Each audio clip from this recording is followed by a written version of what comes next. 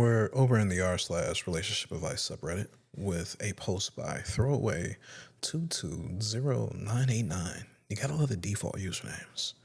My 29 male prenup with my fiance, 28 female, pays her for having children.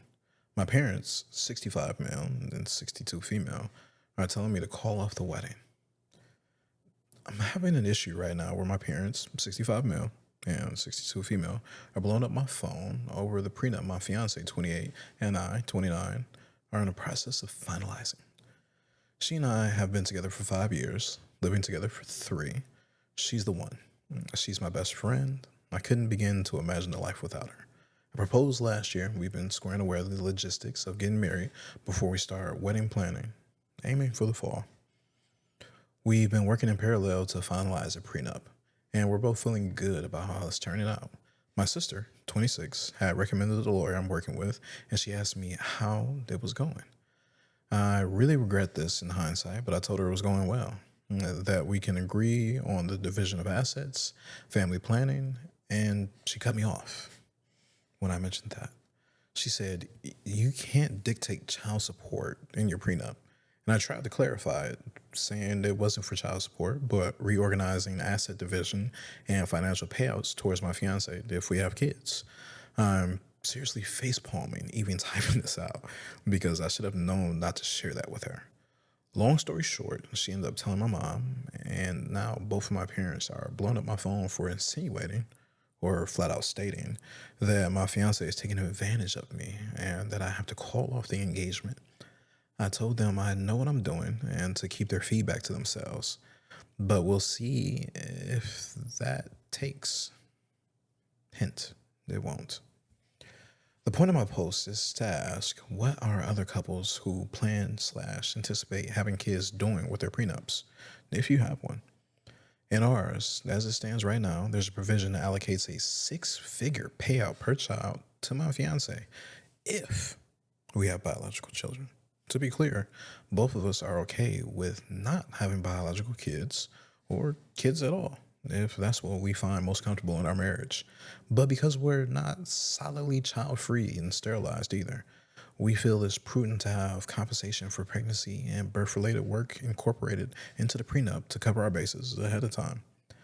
The way my sister, a mom of 2 herself, reacted and told my parents threw me off guard. So I wanted to check if this was unconventional or if my family was nuts. They are. They are threatening not to come to the wedding at all if this is finalized. That's tough. That's tough. You gotta have a prenup. You gotta have a prenup. Men and women, you make prenups.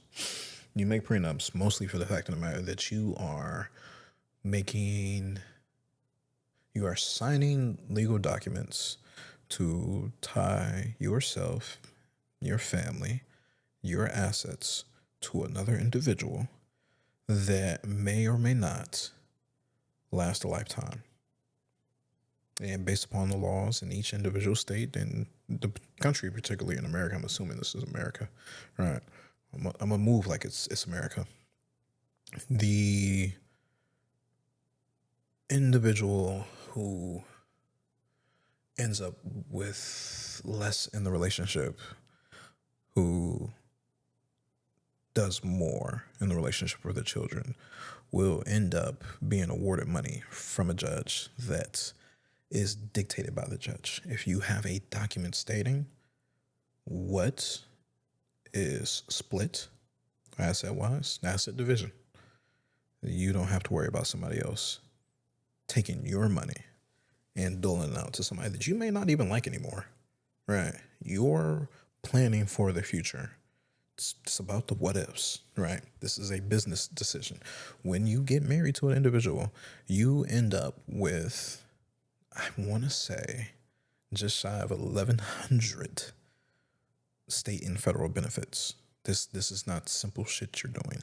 And when you have kids added to that, these are incredibly complex things that you are participating in this country, right? There are laws above you right, that you cannot change, right, that dictate how your relationship will be, your assets will be, your your the time that you spend with your children will be moving forward. Right. Let's read some comments. Remember, I'm single, no kids, no kids. I only know what I Google and what I've seen other people go through. The top comment with 2.4K upvotes by In Between Genders. This is so uncomfortable. Wearing these damn headphones. I'm sorry. So, what does the lawyer you pay for have said about all this? So, what does the lawyer you paid for have said about all the grammar? The grammar. The grammar. Ooh, OP replies, he's on board and says it's not so unconventional, but it has to be clearly unrelated to child support or custody, which it is. What's stressing me out is that my parents and sister are saying that the wedding needs to be called off and they won't attend if this ends up being finalized. I don't know how seriously to take them, but I should include that in my post. Honestly, I'm moving forward, right? If the lawyer that I hired, that my sister recommended me for one, they're saying that this is smooth and cool, then I'm going with it. I asked my sister for a lawyer for prenup purposes to draw up these documents, and I'm fine with it. I'm not delusional. I got bread. I'm doling out 6-figure payouts like it's nothing. If something bad happens, I got money. I got money. This is like the uneducated believing that they know, or broke versus rich. And I'm middle class, and then again, I'm not married, so here I am giving my takes. This is so odd. You want these legally binding contracts again, so you can't. If your partner goes insane and they are out on a vendetta to get you, you have protection, and not. It doesn't have to be, oh, here I am as a woman or here I am as a man. It's just the pure what ifs, right? It's just the simple what ifs. But particularly for him, it seemed as if he knows that he's going to be working. He knows he is going to be the number one breadwinner. He knows that his wife will most likely be doing the majority of the child rearing. He might be so high up, monetarily speaking, that he will fall into that small percentage of people who have to dole out alimony no matter what after a certain minimum number of years. I think here in Michigan, it's like 10, 8, 9, right? So again, having this set up, it's just normal, right? If I'm gonna marry somebody, there's going to be provisions for children. There's going to be provisions for the assets that we have before we get together. Provisions for, oh shit, one of us cheats, right? Like, we're together and we got this set up. We split everything based upon how much money we put into everything, how much effort and time we put into the relationship. Because I would prefer my partner to keep working. But shit, maybe I blow up. Maybe this podcast takes me to the stars, right? And I'm just locked in the studio all day, every day. But I'm still still busting nuts to my wife. So we pop some babies out, right? And I have the money necessary to provide a good wife for my kids. Good wife? Good life. Good life for my kids. Wearing these headphones is just so fucking weird. Excuse my outbursts. I don't like it. I don't like it. I'm gonna see if I can connect my AirPods to these. That's what I'm gonna see about doing. Yeah, that'll be the move. What was I saying? Yeah. If my partner ends up taking care of the kids and not working because I'm working so much, um, they would be entitled to making money if, say, I just keep working so much, I start neglecting her and the kids to the highest degree, and she's like, "Oh, I can't be with you anymore." Right? You aren't meeting my emotional, physical, mental, spiritual needs. I gotta dip. Right? Wait, what was I saying? How am I forgetting as I'm talking? Um, yeah, she should get money out of me. But if she cheats, no. No. Just dip. Never cheat. Never cheat in any relationship, people. Just dip out. Right? If you're checking out mentally and you speak with your friends, your family, your therapist, and they're like, "Ooh, why are you still with them?" Dip. Don't cheat. If they're beating you, don't cheat. Beat back. But most definitely dip. Oh my god. Ma, I know you're gonna watch this. Yes. I am absolutely advocating for violence in a video game. In a video game, only in a video game. Let's read some more comments. Let's see some comments from what OP replies to, and then read OP's comments. From subject Hedgehog 6278, because I was just yapping. OP might want to do some research about dysfunctional family of origin patterns when one of the grown children begins their own new family. I think many people who come from dysfunctional families of origin experience a sense of, wow, I did not realize just how fucked up these people really are until now when they start their own. This could be just the start of their own. This could just be the start of their over controlling, narcissistic attempts to ruin life for him. Oh, Jesus.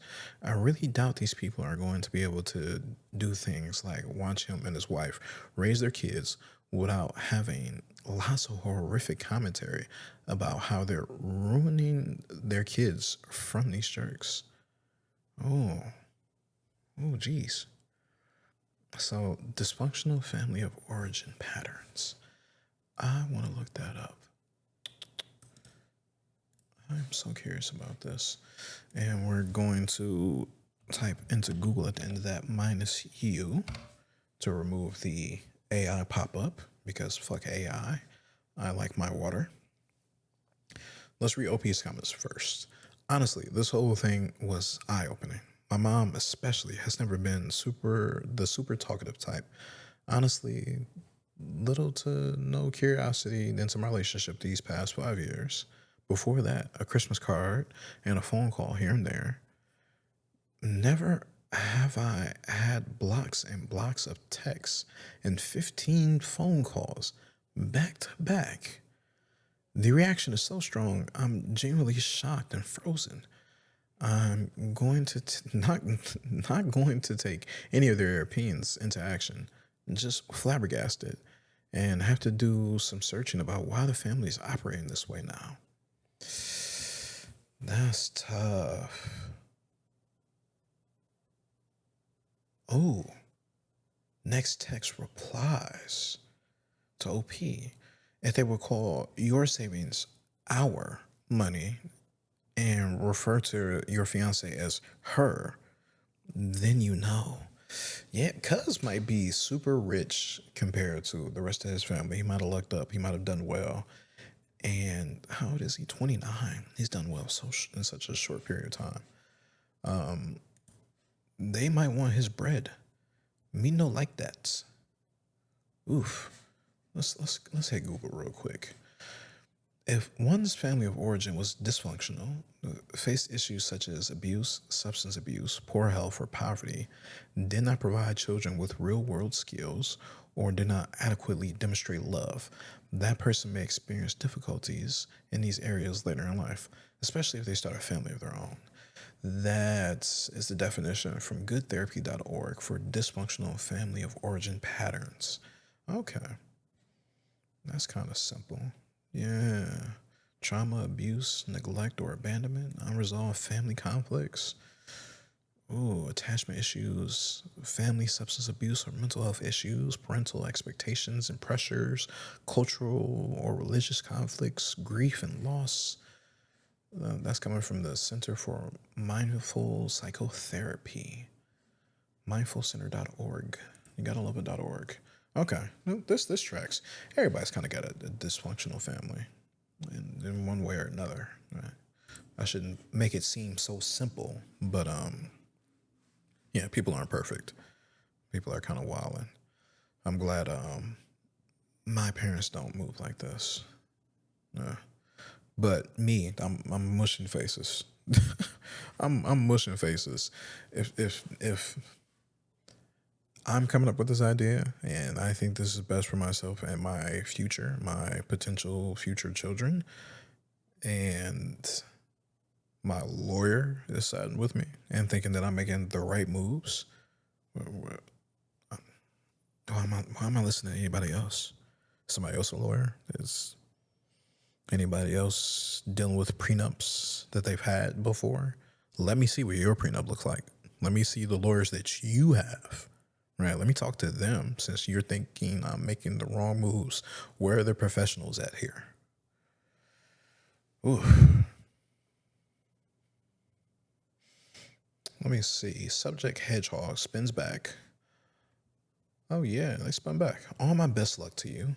Uh, I definitely had this experience with my family of origin, and it cost me my happiness for many years until I finally just estranged from them.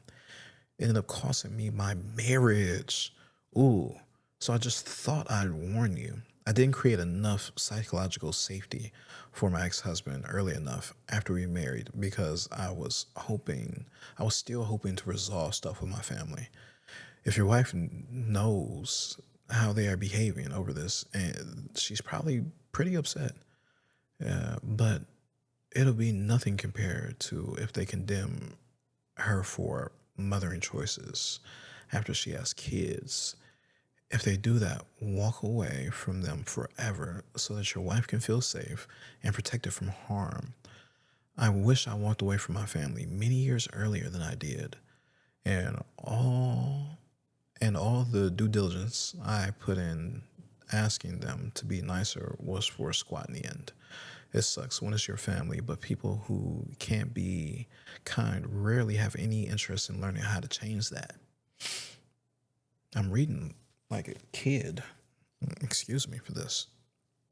And to add, my mother also pulled some controlling shit over my wedding, and I wish, with all my heart, I told her to not come and enjoy my wedding. If your family won't come to yours unless you acquiesce to their demands, fine. They need to learn that lesson at some point anyway. So you might as well teach them you won't accept controlling behavior over your family from the jump if they can't act right. Ooh. Throwaway Gen X 1973 replies, what exactly is their issue? I don't understand why they feel so strongly about this. And OP's back. They don't even know what the actual details to be this upset. It makes me think my sister told them slash has been telling them things about me in the background. She and I keep in touch. Parents and I aren't that close. How they know so much can only be coming from her. Makes me wonder what exactly she's saying. Ooh, she might be feeding the lie. I think everybody's after his bread. I'm not gonna lie. Everyone might be actually after his bread. I don't like this. I don't like this at all. We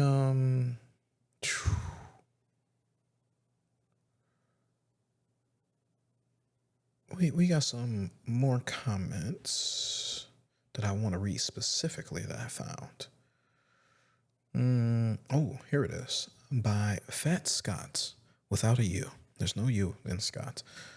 One of the things about growing up is that you have to learn how and when to tell your parents that certain things are none of their business. This is one of those times. And I got 2K votes plus an award. Ooh. And Blue Vol replies to that exactly. Of the lawyers for both of you and your fiance think this is okay, and the two of you agree. Tell your parents and your nosy sister you dropped that from the agreement, and then never show it to them. I would hate to give I would hate to give it all because they think they have a say in such things, but make sure to limit what they know from now on. I'm so curious why OP doesn't have a relationship with his parents like that. I talk to my parents every day. It's a phone call a day. I'm so curious. We're only doing a handful of text messages here and there. Helly J19 comments, I'm a divorce attorney. Your wife to be and yourself maturely deciding to do this and contracting for it in advance of your marriage tells me two things. One, you have immense respect for her and the future mother of your children and her sacrifices to give life. And two, the odds that you will need this prenup are slim to none because of the respect and maturity you have for one another.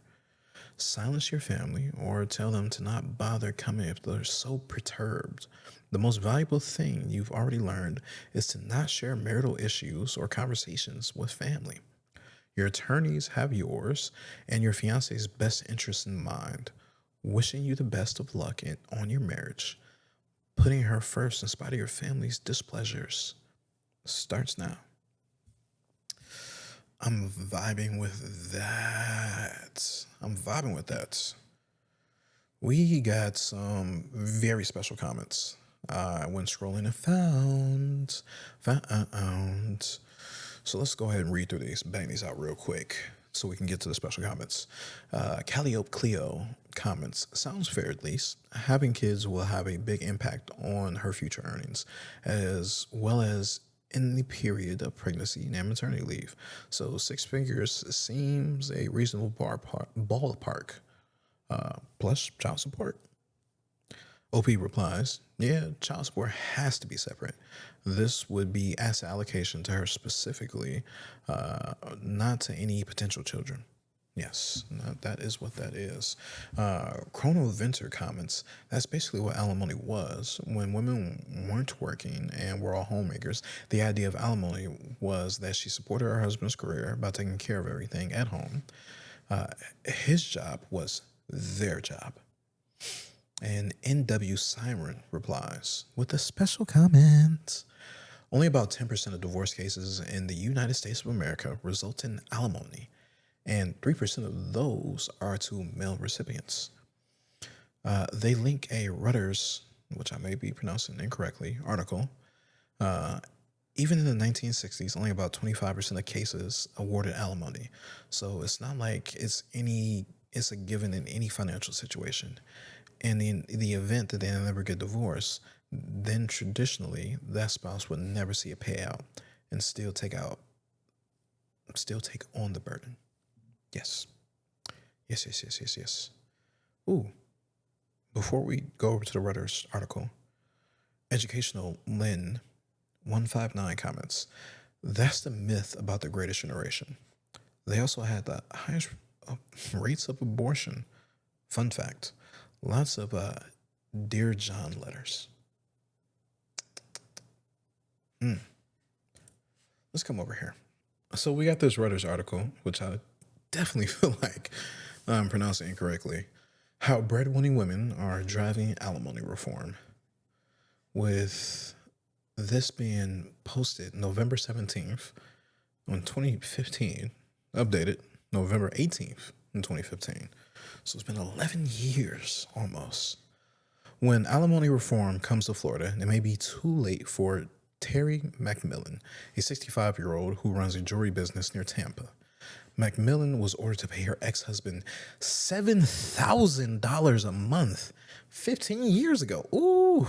Even so, she has joined the crusade to lobby state legislatures to change the legal obligation to provide financial support to a spouse before or after marital separation or divorce. Some states have already put curbs on judgments, particularly for marriages of less than 20 years, but most, like Florida, are still in the progress or are constantly evolving. Quote, I thought I was my own island of misery, that I had to go through this, but once I got involved, I was very impressed. There was a light at the end of the tunnel, unquote, she said. Alimony, otherwise known as spousal support or maintenance, is an ongoing payment by the higher earning spouse to the lower earning one. It has changed and shifted over the 40 years since the Supreme Court ruled that it had to be applied equally to both genders, yet it is still heavily weighed towards men paying women. Only 3% of around 400,000 alimony recipients are male, according to the 2010 census, up 0.5% since 2000. Recipients claimed 9.2 million payments in 2013 on their tax returns. Unlike child support, which is common when divorcing couples have kids, alimony awards have always been very rare, going from around 25% of cases in the 1960s to about 10% today, said Judith McMullen, McMullen, a professor of law at Marquette University. In one study of Wisconsin cases, she found it was only 8.6%. Now that women are paying alimony more often, they are getting involved in advocating for change. It's unfair for men to pay it and unfair for women to pay it, but women are much more outraged by it, said Ken Newman, a founder of the Academy of Professional Family Mediators. A check until you die. Tanya Williams, who has been sending a check to her ex-husband for 13 years, is among those who do not understand the concept of permanent alimony, when one spouse pays the other indefinitely, and has joined the cause against it. There is no other contract where the liability continues after the contract ends, said the 52-year-old dentist who got divorced in Florida but now lives in North Carolina. You can't leave your job and say, I still have a need, so you have to continue to pay me. To address this, states like Massachusetts, Texas, and Kansas restrict most cases for helping lower earning spouses get back on their feet or get further education. The general consensus is that everyone should work, and the only individuals likely to get a longer term award are those who are disabled or are in retirement. We're not in a post-gender society, said Mary Kay Kishart. I'm butchering your name. My bad. A professor of law at the University of Missouri, Kansas City School of Law.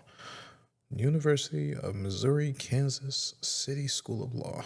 That read weird as fuck to me. But she said the usual argument against alimony is that everyone could be earning, so there is not a need for it. In New York, for instance, new rules go into effect in January 2016, which further limit alimony based on the duration of the marriage.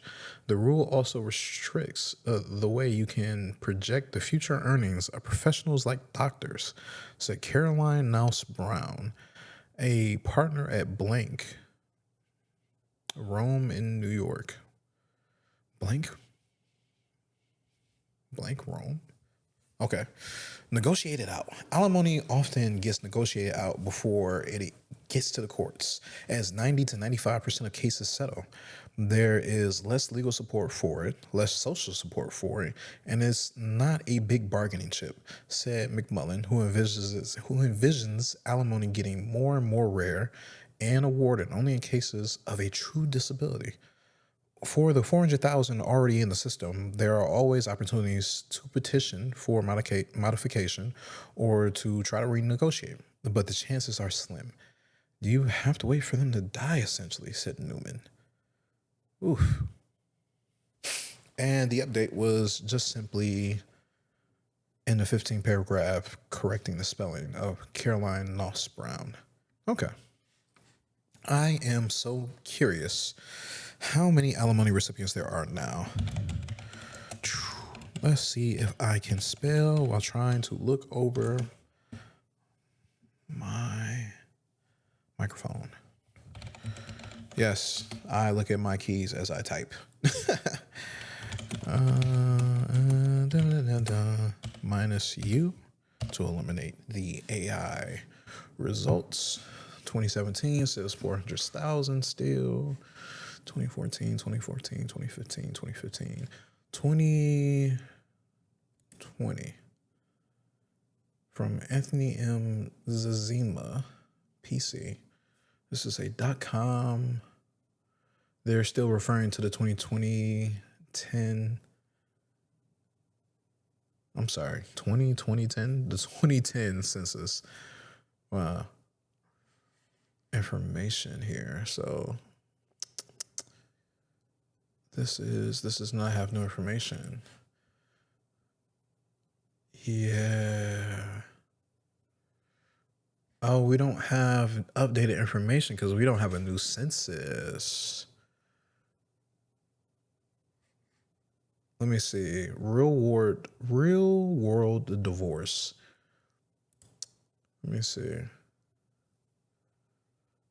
.com. They had a number, and I lost it just that quick. They're saying over 500,000 people claimed alimony in their taxes. That is interesting. So I'm thinking about the complexities of all this and how alimony exists just simply for the fact of the matter that women couldn't have jobs out of what was dictated. Yeah, couldn't have jobs, couldn't have bank accounts, couldn't own property, right? Shit had to be in a man's name. Had to be in your brother or your father's name, your husband's name. Ugh. You essentially don't own anything. It's insanity. Up until voting rights in the 20s, the 60s, and the 70s, 1974 is when women could not be discriminated against legally by banks in any which way. But shit, they still definitely do now. Yeah, that particular law benefited women and minorities, that banks couldn't discriminate against them. But you slide forward 20 years, and then once you have computers, right, they're discriminating based upon other factors, which simply just slides all the way back to who we don't like, which is just brown people and women. Where are these? Let's take a look real quick. Let's take a look. I pulled up some stats from the U.S. Bureau of Labor Statistics and the U.S. Department of Labor, and I just wanted to read over this.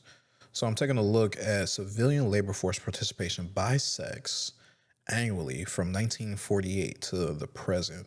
So if we look post-World War II, when women had to fucking go work because millions of us were going to fight Nazis instead of being them like today. 1948, 32.7% of women were participating in the workforce compared to today, 57.3%. And for whatever reason, you have a drop off from 86.6% for men down to 67.8%. And I feel a little dumb, like I don't know how to read statistics when I see this, because it just makes me feel a little insane, right? Is this just ever so simply a balancing of the numbers? No, because how does 68 plus 57.3 equal 100? Or are we simply saying that the majority of men have not always really worked? And when I say majority, I mean super. 100% of men always have 100% worked. You're telling me in fucking 48, 86.6% of all men worked? So 13.4% of the population of men did not work. And here we are today, only 67. Oh, this is 2025. I'm sorry. 67.8% are working. Are we truly having a 32.2% unemployment rate for men? I know things are fucking terrible right now, but is it really this bad? The rapid rise in women's labor force participation was a major development in the labor market during the second half of the 20th century. Overall, women's labor force participation increased dramatically from the 1960s through the 1980s and slowed in the 1990s before peaking at 60% in 1999. Labor force participation among women then began to decline, which accelerated in the wake of the December 2007 through June 2009 recession, before leveling off around 2014. Participation for both men and women declined dramatically during the COVID-19 pandemic in 2020 and began to rebound from pandemic-era lows in 2022. Labor force participation among men has generally trended down since its 1948 peak of 86.6%. So this data started getting collected back then, and I am so curious what this...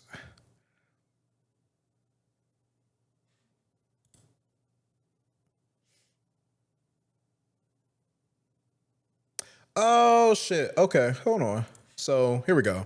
The current population survey, CPS, not that CPS, but the other CPS, is a monthly survey of households that provide a wide range of information about employment, unemployment, hours of work, earnings, and people not in the labor force by demographic characteristics. Most of our reports and tables contain data for women. And of course, you can access the data for women using the on-screen data search from the tables below. But clicking on the not in labor force, because when I was reading this earlier, I was like, what the fuck is going on here? Not in the labor force. Persons who are neither employed nor unemployed are not in the labor force. This category includes retired persons, students, those taking care of children or other family members, and others who are neither working nor seeking work. Information is collected on their desire for availability for work, job search activity in the prior year, and reasons for not currently searching.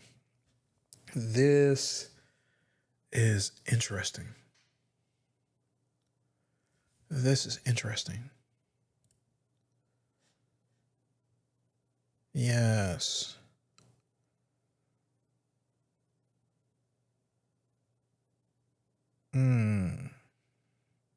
So the percentage of people who aren't working is just ever so simply, you're taking care of children, disabled people, you're retired, you're a student. Okay, we can get deeper in this, but I don't care like that. And I don't care like that. We're going to slide over to the U.S. Department of Labor blog. The blog. Let me shut up. We're reading from Working Women, data from the past, present, and future. For Women's History Month, because this is back in 2023, March. Shout out to women. It is the end of Women's History Month. I was unaware. Because we're at war. Of course I was unaware. No, that's not a good excuse. We're highlighting data from the Bureau of Labor Statistics on working women in the labor force from the past, present, and future. I am too blind. I am super blind. And this is just given the same exact stats from previously. But I just wanted to read off the top 15 occupations by share of women in 2021 and projected for 2031, which I probably won't read those numbers, but I will read what was happening in 2021 because who knows what's going to happen in 2031 because we're at war. Who knows? So the top occupation, good Lord, preschool and kindergarten teachers, 96.8% of women work at these jobs. There's 607,000. Almost 608,000 of these back in 2021, and were required a bachelor's degree. Speech language pathologists, 95% of women were those, and that was 160,000, which required a master's degree. Dental hygienists, 95% were women, and 214,000. And this is employment for both sexes, so you just do 95% of 214,000. And that required an associate's degree, yeah. Oh, snap. I am so sorry. And that paid $77,000. Speech pathologists get paid $79,000. Preschool and kindergarten teachers get paid $36,000 a year to take care of your bratty ass kids. $36,000 a year to take care of your bratty ass kids. 36,000. This is in 2021. I'm sure they're barely getting paid a band more. Let's go ahead and round up. 37 grand to take care of your bratty. That's poverty. That's fucking poverty. And they had to go to school and get a bachelor's degree. There are 608,000 at a minimum, because these are 2021 numbers, right? The projection for the employment for 2031 is 686,100 for both sexes, right? Come fucking Christ. Come 2031. Right. The median annual wage is $36,710 in 2021. I'm rounding. What are we working at private schools? Making 48,000, right? We're on the high end, making 50 bands, taking care of 45 bad children in kindergarten and preschool. We're trying to teach them their ABCs, and really we're just hoping they don't shit on themselves. $36,000, and you went to school, you went to college for 4 years to do this. 96.8% of these people are women working these jobs. Yeah, I wouldn't want to participate in the labor force either. I'm not going to lie to you. The licensed practical and licensed vocational nurses, 91% of 657,000 of them are women, making 48 bands a year, and it requires a post-secondary non-degree award. School psychologists make up 90% of those jobs.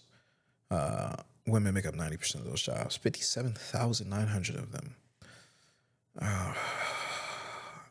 I'm sorry, $36,710 to be a goddamn teacher. But school psychologists are making $78,780 with a master's degree. We're going to school for another 2 years. Maybe three. Veterinary technologists and technicians are bringing in $36,000 as well with an associate's degree. 89.8% of them are women. There are 122,000 out there. Dietitians and nutritionists, 89% are women. They're bringing home $61,000 off a bachelor's degree. Medical record specialists, 88.8% of women. They're bringing home $46,000 with a post-secondary non-degree award. What does that mean? Post-secondary non-degree award. We're going to school. Oh, it's a trade, essentially. Okay. My brain had to click that in. Nurse practitioners, 87% of them are women. They're bringing home $120,000 with a master's degree. You got to have a master's degree to bring home 120 bands. Bands that make her dance, right? There's 246,000 of them out here in the fields working. That sounds wrong. Child, family, and school social workers, 86.8% of them are women. I feel like there needs to be a bunch of men out there working too, because if CPS needs to be called, I want a grown-ass man kicking in the door and punching somebody in the face who is abusing their children. It's just that simple. You're abusing your kids. I want the biggest, burliest, 17-foot tall motherfucker to kick in your door and stomp a hole in you. Whew. I'm sorry. It requires a bachelor's degree. Registered nurses, 86.7% of them are women of the 3.13 million that there were in 2021, bringing home 77,000 with a bachelor's degree. This number will probably hit around here. Maybe it will be more. They'll reach 3.3 million people come 2031. I'm sure those numbers will go up. Diagnostic medical sonographers. I don't know what that is because I'm not one. I'm a photographer. I'm a videographer. I'm a cinematographer. Obviously, I'm not that because I can't say the word. I'm not if I can't say it. I'm not a human. A human. I must be a cat. Human. Let me get my life together. Diagnostic medical sonographers, 85.5% of them are women, bringing home 77,000. Did I just say this? Oh no, RNs are also bringing home 77,000. Off an associate's degree, all you need is an associate's degree to bring home 77,000. Median. This is median annual wage. I'm an animal. Median. So you can bring home less, or you can bring home more. It all depends on where you live and where you're working, right? These hospitals are businesses. There is no standard across the board where you're getting paid the same. There's no standard. These hospitals are businesses. You may get paid more, you may get paid less. I want you to grasp this. Median annual income, right? And some of these people who work in the medical field, they're working overtime. You're not doing 40 hours a week, some of these people. A fuck ton of these people are working overtime. A fuck ton. So they're scaling this median up even more, right? Medians and averages. Go back to school. Go back to school if you know what they are, right? Go for your master's degree. If you go for your master's degree, you can be an occupational therapist. 84.9% of them are women, and they're bringing home $85,000. Or you can go be a paralegal. 84% of them are also women, and they're bringing home $56,000 off an associate's degree. Right, you need your master's to be a therapist, an occupational therapist. Get your master's degree. Interior designers, 83.8% of them are women. They're bringing home 60 bands, but you gotta have a bachelor's degree. A degree. Why did I open this up? I don't know. Right. If you didn't want to listen to me, you can just fast forward. Oh, wait, it's too late for me to even say this. If you didn't want to listen to me and you did fast forward, hopefully I put the graphic up on there. Hopefully I just put the graphic up on there so you can just look at it and read it yourself instead of listening to me yap. Let's go back to the comments for this post that I was reading that you probably forgot about, and you're like, what the fuck is he talking about? Because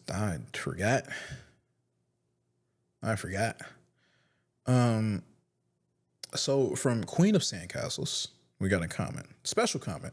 It's going to take us right back to another page so we forget again what we're talking about. It's also the most dangerous thing a woman will do, because when a woman is pregnant is when they're most likely to be killed by their male spouse. Isn't that a fun fact? And we got a link that they dropped, which takes us over to Harvard T.H. Chan School of Public Health. And we know they're spitting when we're over on Harvard's website.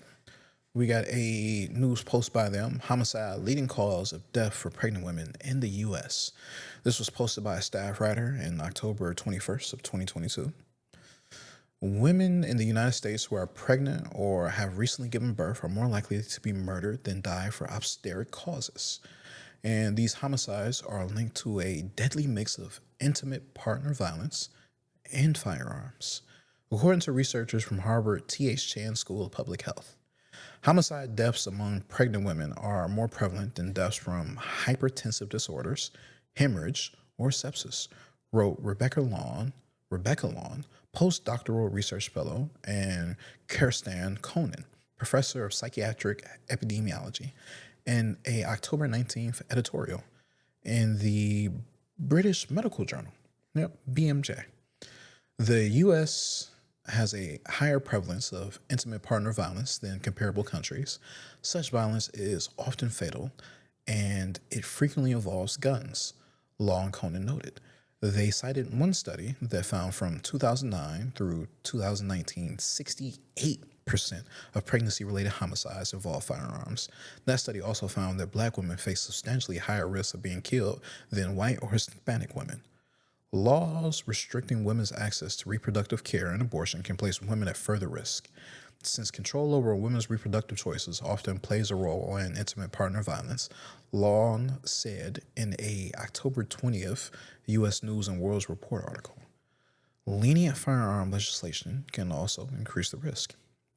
Conan and Long called gun violence a health emergency for pregnant women, but they added that pregnancy-related homicides are preventable.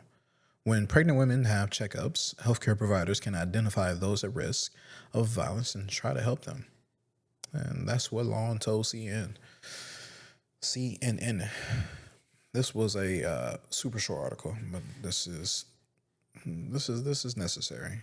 Pieces of information that needs to be read.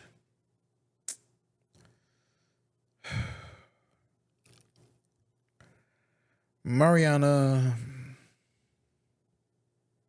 Mandarina, because there's 4 A's. Also dropped a comment. There is a very interesting video that stuck with me from a few years ago that explains how having a child disproportionately affects a woman financially compared to a man for years to come. Before watching it, this was something I inherently understood but couldn't put into words, and is backed up by statistics. They dropped the link. OP has such an inherent respect for this wife and challenges a woman and the challenges a woman goes through when having a child, and I respect it so much. I think more couples should actually be doing this and adding it to their prenup. We are going to read, nope, that's too long. We are absolutely going to watch this 20-minute long video when it's 8:52 p.m. Instead of linking it, I'm gonna do a reaction. Yeah. Wait. This is by Vox. Vox, will you let me react to this? Let's see. Let's see if they'll let me react to this. Let's go ahead and yeah, we're just gonna turn my speakers on because I got my headphones that I normally have connected to the computer via Bluetooth, hooked up via cord to my audio interface. It's crazy work. Let's see this. I probably look like an insane person right now. I would love for my speakers to turn on. Are they broken? Are they broken? Heyo. I fixed it. Yeah. It's a YouTube original too. Okay, we're ready.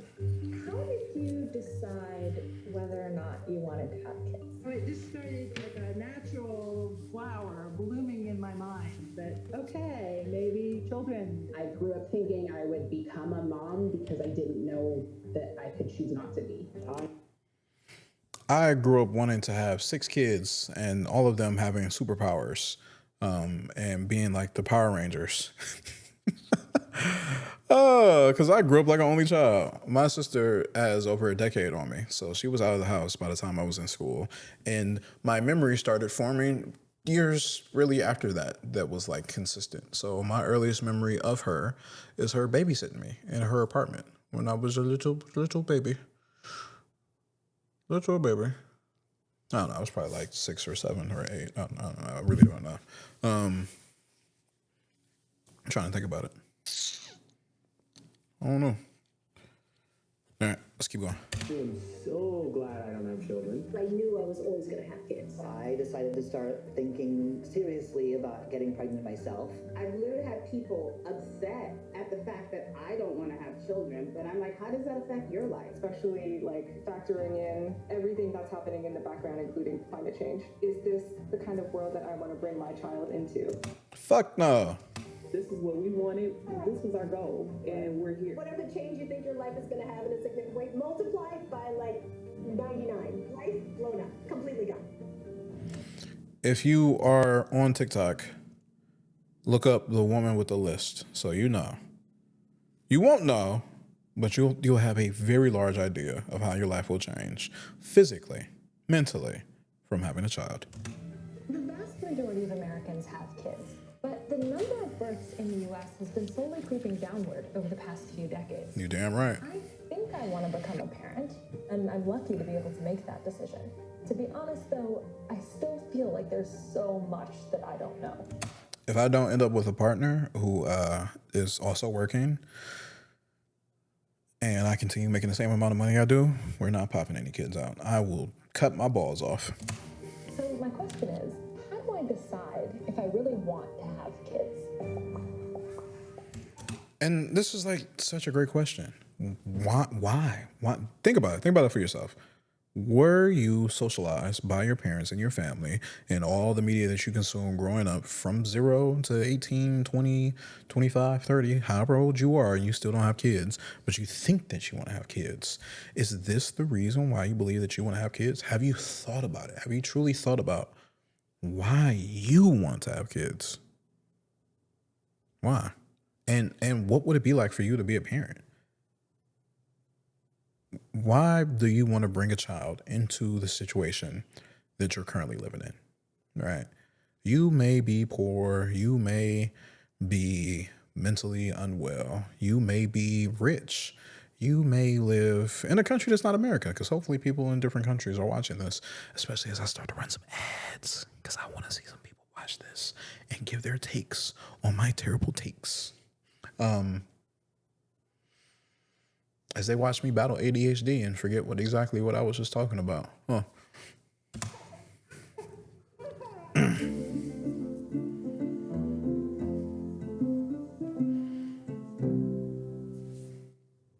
I swear to God, if that little song gets this video demonetized and this video isn't monetized because I'm not monetized yet, I'm going to be pissed. 2020. Editor me. Cut. I'm about to speed this up by 1.4 times the speed. Yes. Was 1.5 make it easier? We're a minute and 36 seconds in. No, 1.4 times so my brain can keep up.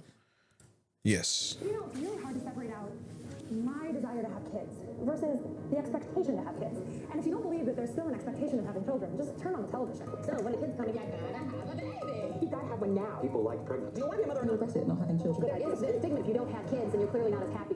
A lot of us have real questions about when and how and whether to become parents. So I'm gonna get some data. And why not start with that big assumption that kids make you happier? Since about the 1960s, we've had pretty clear evidence that being a parent doesn't make you happier than not having children. Out of the 20 countries that we studied, the United States had the largest gap where parents report that they're significantly less happy than non-parents. How do you ask survey questions that get at this? We're not asking people, are you happy you had kids? We're asking people, are you happy? And just asking them to rate their own level of happiness. It's not just the United States. We see the happiness gap in all of these countries too. It's really a parental happiness deficit. Huh. Non-parents happier than parents. That is interesting. It doesn't occur everywhere. There are a few nation states where parenthood actually improves your average rate of happiness, and some of those countries. Russia, France, Finland, Sweden, Norway, Spain, Hungary, Portugal. Why is Portugal so high? Versus, it's almost equal for Belgium. But even then, this point percentage is nothing. I think anything over 2. So Spain, Hungary, and Portugal, 3.1, 4.6, and 7.7. Versus the Netherlands, Denmark, Australia, Poland, Switzerland, New Zealand, the UK, Greece, Ireland, and the United States, 2.2 all the way to 12.7. Fuck is going on in Ireland. Ignore me. These have extremely low fertility rates. That's telling you that people who do decide to have children are unusually attached to kids and want kids very badly. Now, we do have some LGBT couples in the data, but they differ in size across all of these nations, and some nation states did not even ask about the gender of their partners. We're just beginning to understand the dynamics and whether they're similar or different from heterosexual couples. Does the happiness gap differ depending on wealth, race, gender, or other demographics within the United States? It really doesn't. We thought perhaps Really? that the gap would be larger for single parents, and it is. We thought perhaps the gap would be larger for mothers than fathers, and it isn't. It grows when you take away the partnership and the stable employment. But once you control for those factors, it's fairly stable across race. How do parents react, though, when you tell them about this data? Oh, they hate it. Some of them don't believe it. I have to show them the data from one survey after another. But if we... Nope, that just about tracks. If you're a single parent, it sucks being a single parent because you have to work. You have to work 40, 50, 60 hours a week to take care of yourself and the baby. Because you might have 2 or more. Oh. Ooh. Ooh. Crack your partner over the head if they left or are trying to leave and you have children. fix them at therapy. Matter of fact, no, if you're in a relationship and you have moved in together, your next step is not proposing or being proposed to. Your next step is a monthly therapy session with a good therapist. And you should already personally be going to therapy, right? Monthly, monthly, bi-weekly, weekly, which I mean every other week. Every other week, bi-monthly? You should definitely have a personal therapist because, as we've seen, there are ones who get paid very well and they went to school for many years, and there are quite a few of them. So, in your own potential area, if you can afford it, if you can afford this, right, this is the number one thing. If you can afford this, if you have health insurance that makes your copay cheap, right? If you get a certain number of free sessions, right? Look it up from your insurance standpoint, right? In your area, right? You have a 20-mile radius, 10-mile radius, depending on how far you can walk, bike, or drive, depending on what's your form and mode of transportation. Find the one with the best reviews, man or woman, specifically whoever you want, with a particular degree and a focus in what they do, and pick them out personally, right? Really do your research on these people and then go. Don't just drive past the therapist's office one day, look them up on Google, and then call. No, don't do weird shit like that. No. As parents, have your children made you happy? They would all say yes. And then again, once you're living with your partner, before you take that next step, you do therapy. You do couples counseling, right? So any issues that you may have, you can work through, and you can be heard out by a unbiased party, and that can definitely potentially help you move forward and not end up in a situation where you have multiple children and you are single.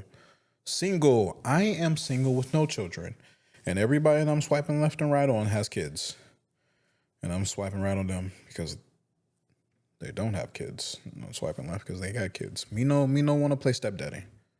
It's slim pickings out here because people do not want to be a step parent because it comes with so much.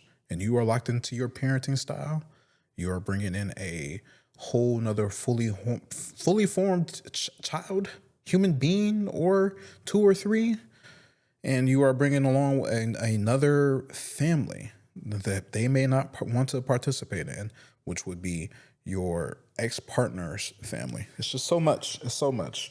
So before you have to crack your ex over the head to try to drag them back home like a damn Flintstones episode, do therapy before you even get close to popping the kid out. Before you're like, let me slide in raw. Let me stop taking this birth control.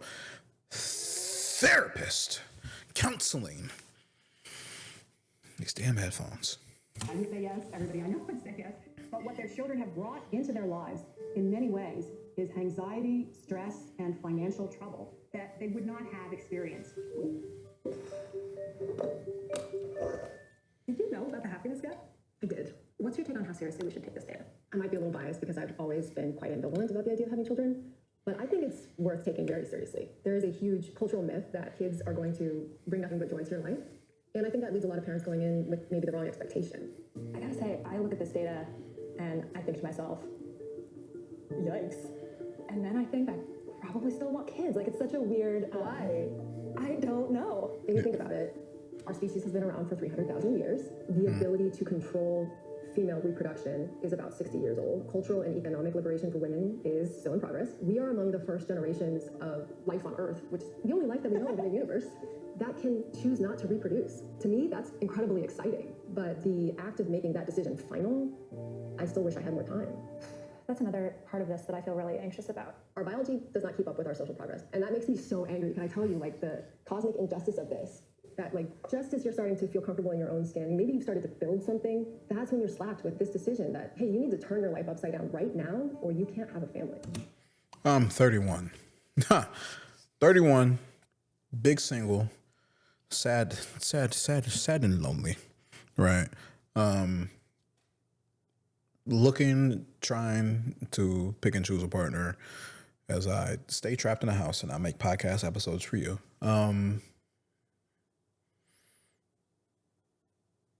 piggybacking off her point, not only is life so difficult and we have these choices that we can make and we have this power that we can choose to utilize to not have kids via birth control. The fact of the matter is both men and women have a biological clock, right? Women start to have the inability to reproduce at the best levels a year ago for me, and it is the same for men. There is, I believe, a Harvard study that was done looking at 5-year time spans from 25 to 30 or 35 to 40 for specifically men who get involved with partners controlling for age, and the miscarriages involved, right? And the disabilities that come from birthing children when you're older. The older you get as a man, the more likely you are to impregnate your partner and that fetus committing, probably because you don't know this term, cellular suicide. Damn, am I just going to get demonetized before I even get monetized? YouTube saved my life. And the fact of the matter is the cellular data that will mix from your sperm with the egg will potentially not be good. And the fetus will recognize this and say, I'm out, and dip. And your partner will have a miscarriage, right? Most of the time, it'll happen without you even knowing, right? Generally, cell suicide takes place within the first few days of the cells dividing. So you won't even know, right? Your partner may have a feeling of knowing. The cell may have penetrated the uterus after like a week, and then that cellular slide. Right, I'm gonna say it wrong on purpose because I'm saying it so much, may take place. So they may have felt the implantation, but they're like, maybe, and then they have a harsh period. It is so difficult too because when you think about it, everyone is having so many health issues. You may pass on your lineage, and you may have heart disease, diabetes, cancer may run in your family. But here you are, 35, 40. Trying to get a woman pregnant, or 35, 40, trying to get pregnant yourself. And now you're dealing with the issues of your body not being up to the task, your health not being good. And then just, again, those cells being so old, they're not up to the task anymore. They are just simply not moving and grooving like they would have when you were 20, 25, 2026, 27, 28, 29. When you click over to 30, you click over to 35, you click over to 40, you're risking it. Not only are you risking it, as a woman, you're risking your life too, right? Especially in some of these southern states. If you're listening to this and you from the South, you risking it. You seeing those laws they're trying to pass? They're not only trying to track your pregnancy. If you have a miscarriage, they want you to put it in a bag and bring it to the hospital, or they're going to find you tens of thousands of dollars and lock your ass up if you don't do the proper procedure. When you just had such a horrible miscarriage that it was large enough for it to physically go into a bag. They want you to physically bring that puppy.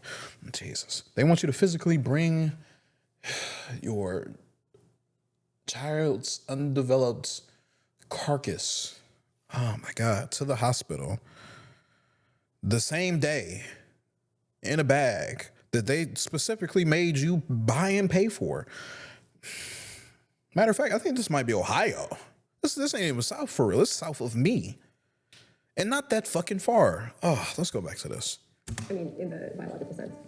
Maybe people with kids are this like crazy club of like unhappy people that want you to join them, but that sort of just discounts all the other parts. I don't think it captures just like the fulfillment that you receive. I mean, I just love every moment. Like she opens up her hands to hold her bottle. Like Having a child, beautiful thing, beautiful feat. But I feel like there's just so much stress surrounding it, especially in this country. And I think that's the main issue. Just like I like the way things are right now, but with where things are now, I need to make a hard decision. I am a single mother of 4 daughters. There isn't anyone else coming to share that load with you. But these are the girls. These are my girls where if they saw me tear up, they would go fix up a sandwich and they'd be like, hey, do you want to eat something? I was raised 4 kids. I said I wanted 6 kids. You have to bring home on average to be at the poverty line, $140,000 a year for a family of 4. And when I say a family of 4, I don't mean her 4 daughters, right? I've subtracted 2 kids and 2 parents, a household, a family of 4. You need $140,000 to be at the poverty line. To be above it, you need a couple thousand more, but you're poor.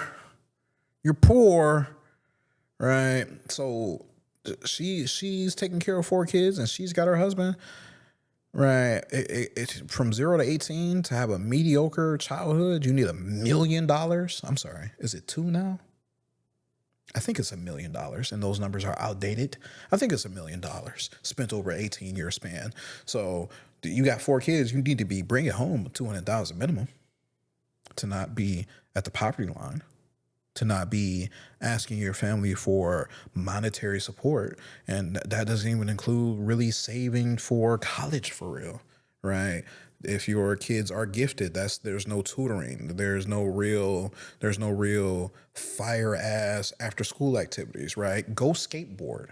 That's the cheapest after school activity you can do. That's the cheapest sport you can do because you're paying for a helmet, pads, and a singular skateboard, right?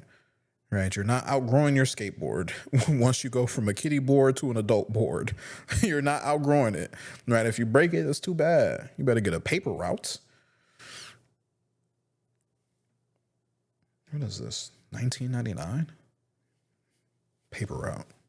Girl, the world taught me that my needs mattered less than literally everyone around me. And so I think actually the best thing I can do for my family is to be happy. Sometimes that means when you get in the car and they're like, oh, can we listen to my music? You say, no, we're going to listen to my podcast. And they might lie, but it makes me way happier and way less resentful that I'm listening to Row Your Boat for the 80th time today. Like, Scooch down towards me. Ready? A fun fact is I'm not a fan of jazz and mostly jazz like that because of what my dad played on the radio all the time. When I was growing up as a kid, I just heard it so much over and over and over and over again. And just like a lot of old school R&B as well. 90s, 2000s R&B and jazz. Not a fan of it like that. I can listen to it, but I'm not actively reaching for it. People will say, oh, this is a classic. Oh, this is my jam. I could definitely sing along, but would I know the artist names? Would I know the name of the songs? Absolutely the fuck not, because I've heard it too much. The radio was just on repeat like crazy for drives. And I mean, the radio was on repeat. The songs were on repeat on the radio like crazy because it's the radio, of course. And just on drives, I've gotten so used to it. I've fallen asleep in the ride to it so much as a kid that I'm thoroughly over it. So row your boat 80 times. I can understand. We're about to turn on some Denzel Curry. All right.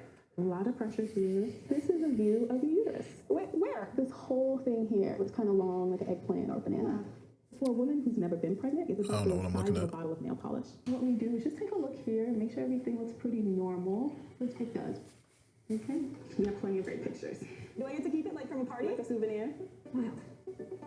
What do you feel like are the biggest misconceptions that you hear about the relationship between fertility and age? That you have all the time in the world. With time, fertility does go down. One of the best ways to see this is just the chance a person has of getting pregnant each month. Doctors call that fecundability. Your mid to late 20s is actually when you're most fertile. It's about 15 to 25%. That can decrease to the mid 30s to about 10 to 15%. Huh?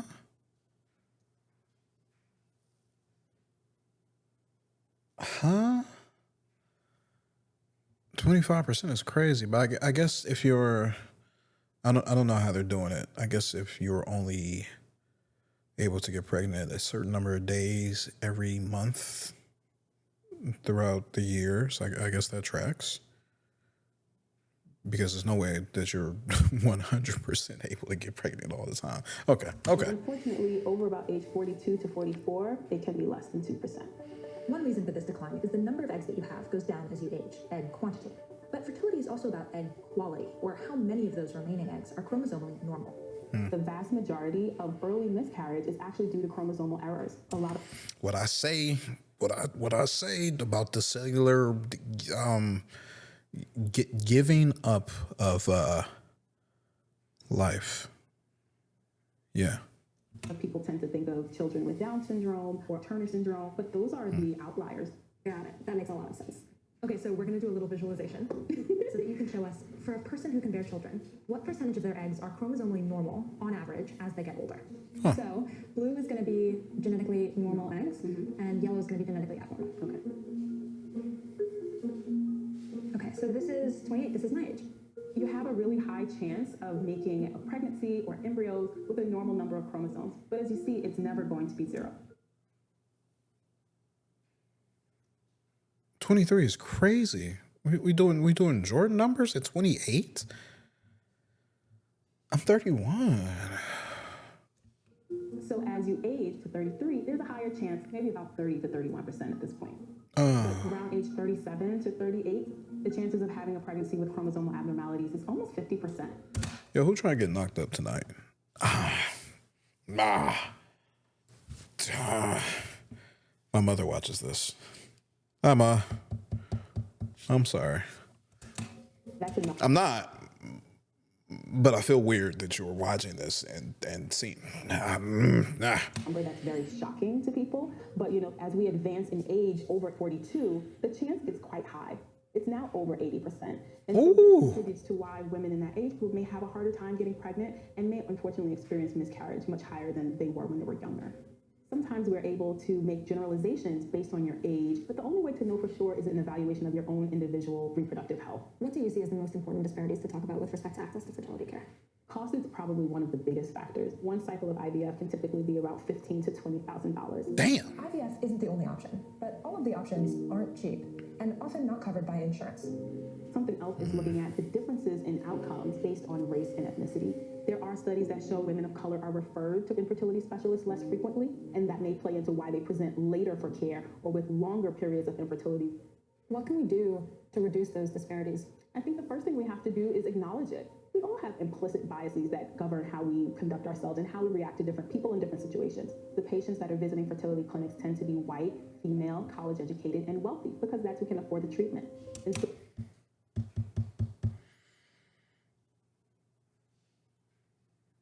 so one of the biggest things I personally would wish for is infertility evaluation and treatment to be covered by health insurance universally. We found out about the fertility benefits. We met those requirements to be able to enroll, and we got started with our IVF process. And here we are with this little one today. I'm incredibly privileged in that it cost me literally $0 to get pregnant because of the particular biological realities of my relationship. We had sperm, egg, uterus between the two of us, but most transgender people need some help with some part of that. As I got older, what I learned was that I thought he was gay. But then again, I don't know who his partner is, right? He might have got an egg from a family. The uterus might have came from a family, right? The stork might have brought everything for him, and all he had to do was provide the sperm. as a Black woman, I was at even more risk for complications and death after childbirth, and it didn't instill any confidence in me. I recently helped my sister inject herself. She was feeding her eggs. That was just a very powerful moment. I knew I was going to have kids. That was never an issue. The bigger thing was, what would you do strategically in order to make sure you could maximize your career, which was important for me. Good morning. Good morning. Welcome. What are we doing here? So, there's a lot of data that shows that the financial impact of having a child isn't born equally by men and women. So we're going to visualize that. Okay. Ready? I think so. There we go. Okay, I'm liking this. What do we got here? Like cave explorers. What are we doing? What are we? A 2017 report from the U.S. Census Bureau shows the impact of having a child on men and women's earnings among married heterosexual couples. Ready for that? I'm scared. The key chart looks something like this.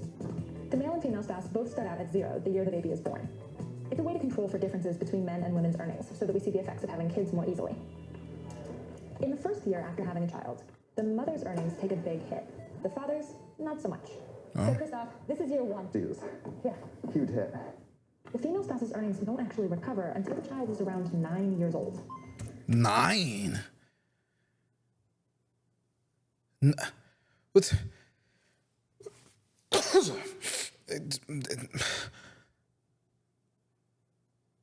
And we're talking about recover. So we're going from 0 to -1 to back to 0 in just 9 years. Essentially, at year 9, the mom's salary has reset to where it was. Yeah. All right, ready? Yeah. Year 18. 18. Going up. Look at me climb the career ladder. Okay. Though her earnings do increase as the child gets older, the gap between the two genders is still there by the time that kid is officially an adult. One huge factor here is unequal childcare responsibilities. According to the American Time Use Survey, on an average day, women spend more than double the amount of time providing physical care to children. Of course. Yeah, I mean, so much of this makes sense thinking about my mom's career. You know, she took off work until I was 6 or 7. It was great that she was able to do that, but it's a hard trade-off to have made. Yeah. Christoph, one more thing. Yeah? Look down. Oh, okay. Okay, now we're done. Rock climbing seems like such a good forearm, hand grip strength workout, but I hate heights.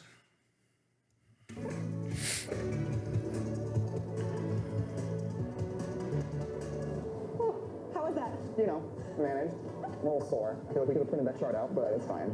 I really wanted to know if there was like a good or a bad time to have kids. I really wanted to like time it perfectly for me, you know? Like what's interesting is the data shows that for couples who have children under 25 or over 35, the female spouse takes an earnings hit, but actually does catch back up to the male partner. For the couples that have kids between 25 and 35, the female partner never catches up. It seems to sort of show that there is a very core window, 25 to 35, where you are starting your career, setting yourself up for a successful life. And that's a hard window to have a kid. The thing about that data, though, is that it's so wrapped up in socioeconomics and education that it's really hard to tell what it means. Yeah. Over the course of the last couple days, I've learned that the fertility data tells you that probably the safer choice to have kids on the earlier side, and the career data implies you might take less of a hit if you have kids later, which is... Fuck yeah. Fuck yeah. Because, again, what are you going to do? What are you going to do? Are you going to be... Can you look at yourself and imagine yourself having kids 5 years earlier than how old you are, 10 years earlier than how old you are right now, if you're 30, right? And imagining trying to be on the same exact path that you're on right now and get there by how old you are right now. Or imagine when you had kids and simply pushing that off. Hey, being 20, making it to 22, 24, 26, popping out a bachelor's, a master's degree, maybe even a doctoral degree. You go to law school, you go to medical school, and here you are 27, 28, 26, 27, 28. And now 2 years. And even then, just 2 years into your career, you got to pop a kid out. And you got so many people in your ears like, why are you only having one? Oh, the replacement rate. You got to have 2.1 at a minimum. Who's popping out 2.1 kids? You got to have 3. And that's only because these old-ass people want to be taken care of. These damn boomers who snatched up so much wealth from us. That's the real reason. People would be fine popping out kids at 20 to 25 if they could afford to buy a home. But no, you got to spend $100,000 or $300,000 to get a good degree so you can make $140,000, $500,000, $200,000 minimum by the time you're 35, 45, so you can really afford to live the life that you want to, 2-3 vacations a year, putting your kids through college, right? Because shit ain't gonna be cheap, right? You gotta go into debt, work real hard, pay that shit off, and then shit costs too much, man. It costs too much. A little frustrating. This question of should you have kids or not is such a completely different question professionally for men than it is for women. You were prioritizing being at home and changed jobs to do that. That's true. Why was it you who made that choice and not Dad? Well, it wasn't completely voluntary. You know, when I went back to work after Zoe, I basically was told, okay, you're on the mommy track now. I was young and very ambitious, and I just thought I could do everything, no matter what the environment. And that turned out not to be true. I'm really afraid of that. Yeah, well, you can suss out your environment a bit. There were no women who were associates who had babies who had gone on to make Prenup. I should have learned from that. I don't think that's fair to put on yourself. It really frustrates me that we position this as an individual choice. Like, the other option is your law firm could have supported you more. Yes, and they were not prepared to do that. The law firm, what? What did she say? It really frustrates me that we position this as an individual choice. Like, the other option is your law firm could have supported you more. Yes. The law firm could have supported. It could have supported you more. Yeah. Yeah. And that's one thing too. We're being more progressive as we move forward, but these jobs are holding us back. These companies are holding us back. They're still locked into like a 1950s, 60s kind of like thought process, right? And they don't give a fuck about you having a family. They want you to work. They want you to produce. They want you to bring in money for them. It's money, money, money, money, right? And that's what you need to take care of these kids. But they don't care. They will replace you quickly, easily. If they can do it with a robot or AI right now, they will absolutely do it. It is tough, unnecessarily tough. And I'm just thinking about this. And I'm thinking about how much money I make, and I'm really harkening back to that $140,000 number, and I'm thinking, oh shit, if I work 40 hours a week after taxes, I'm bringing home $70K. I removed my business.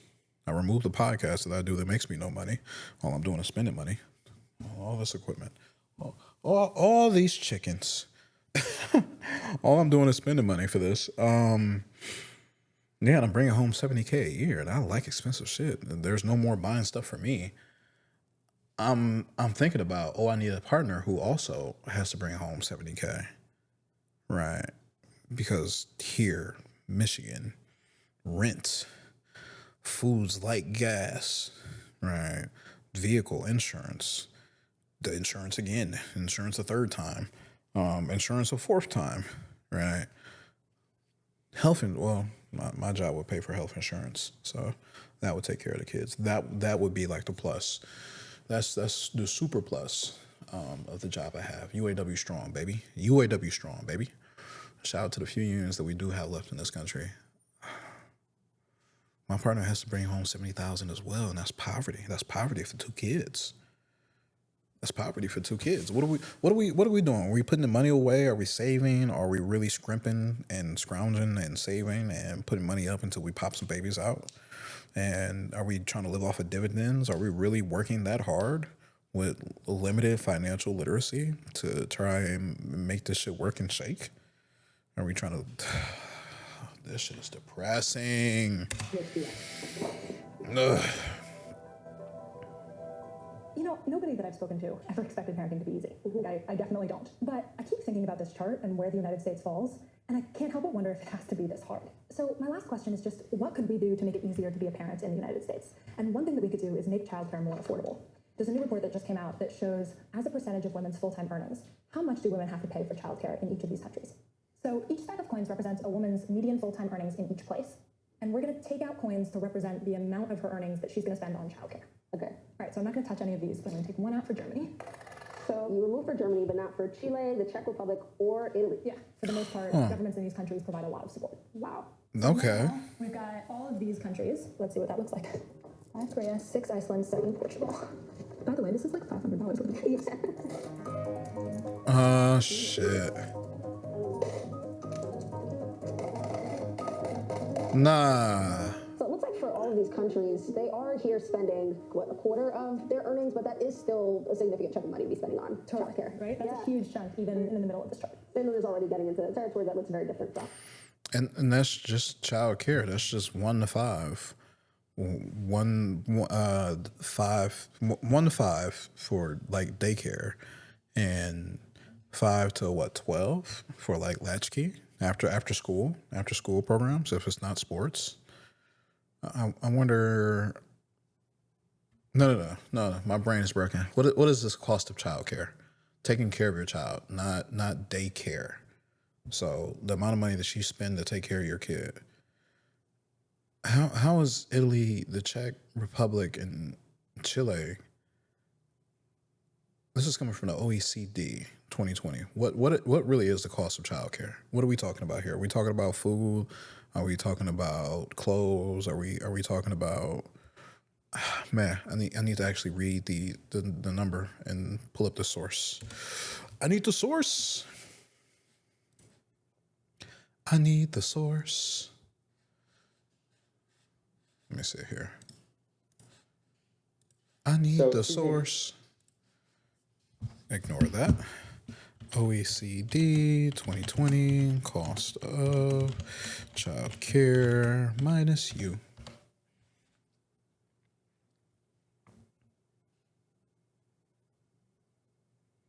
Public spending on childcare and early education.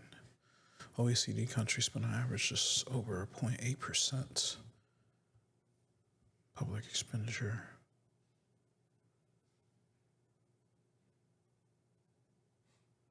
Ooh, I'm blind as shit trying to read these PDFs. I gotta zoom in. 189%. Public expenditure on early childcare education.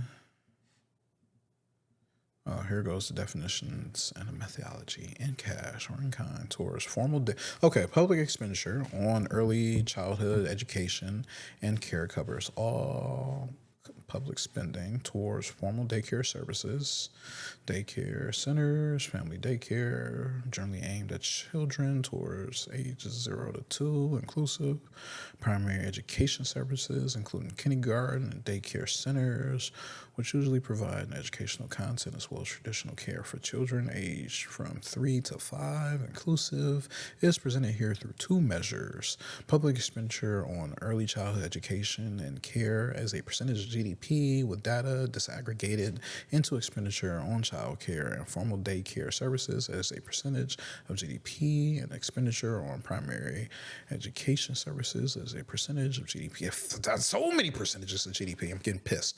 Public expenditures on early childhood education and care per child and USD, PPP. I need a PPP loan. With total expenditure on early childhood education and care converted in USD, PPP, and presented per child age 0 to 5. Data on public expenditures on children and formal daycare services per children age 0 to 2 and public. I'm tired of reading. Back to the video. Germany, so I'm just scared to see what happens. So the United States is here among a small group of countries where women spend more than a third of their full-time earnings on childcare. That is very scary. So this is Australia. Whoa. Let's get rid of all of that. Should I do Canada? Yeah, 34th. 34% of your money on childcare? I'm trying to get a sense of why there's so much disparity across the board on this side, from Germany to Italy. Like, what is it that countries on this end are not doing? We're not going to war? What is the UK doing, though? Damn, is that half? Is that 50%? I thought we would be bad. Fuck. What are we doing? Spending 33, 34%? Why does that number seem so low?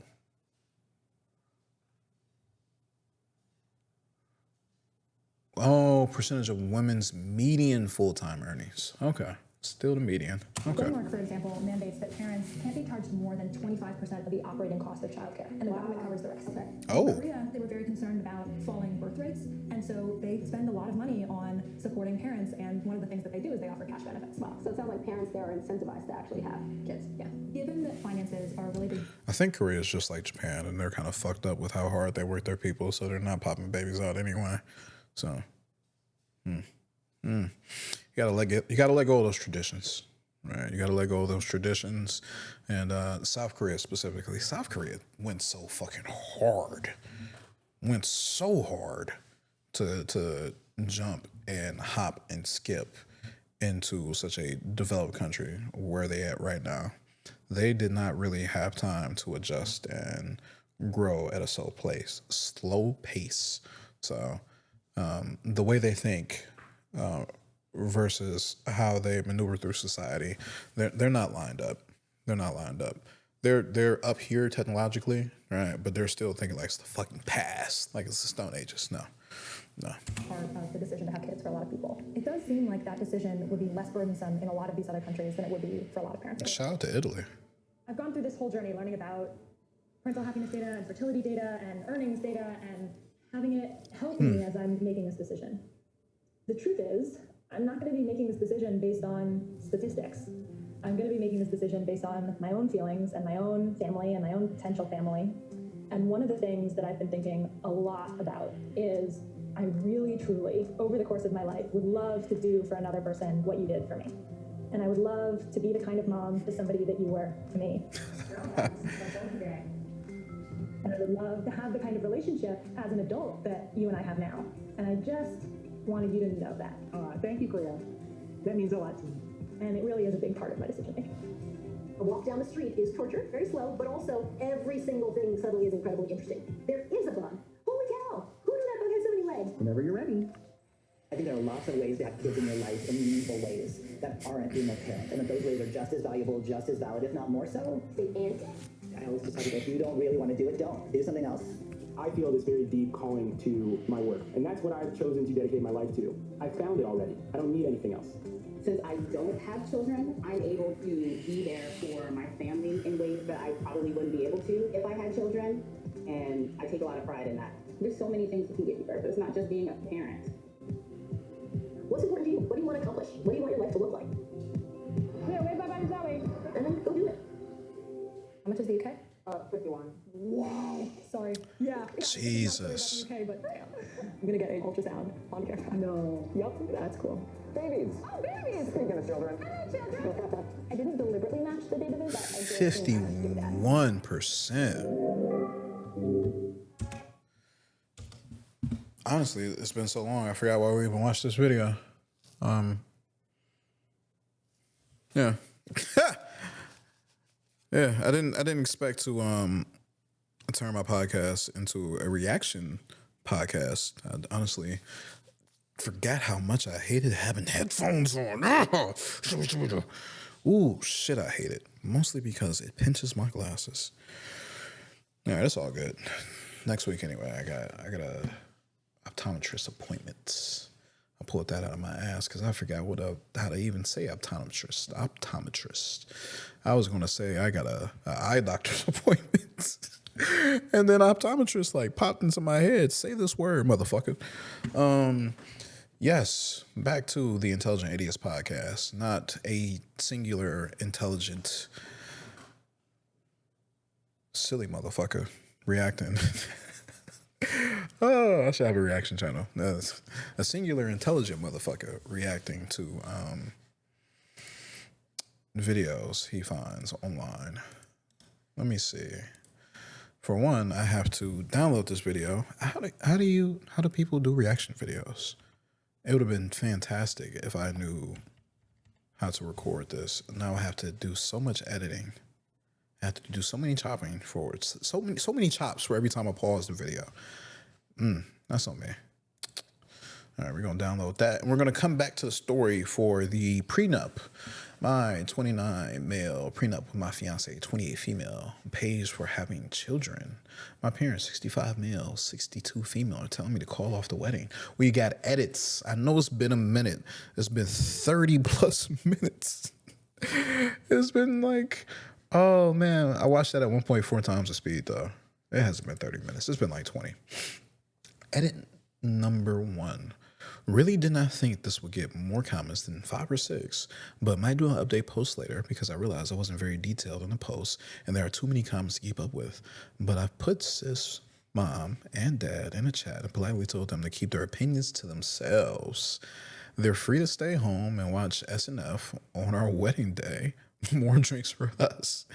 We've never been close before. Let's keep it that way if they keep this up. No text response, just 3 dots in a bubble, and then 6 immediate back-to-back phone calls. Blocked. Guess we'll be repurposing those invites. Yo, this is the kind of petty energy that I live for, and I want to make sure that everyone who reads this has, right? We're not here for the bullshit. Edit 2, it's occurred to me that I don't know how to close a post. Really, I just wanted to hear what other married/engaged folks were doing. Thanks for the advice for those who gave it. Yeah. And this post is only a couple days old by the time you watch this video. It might be even older. But yeah, things seem pretty resolved to me. And I'm all for these vibes. I'm all for this. Yeah, I approve.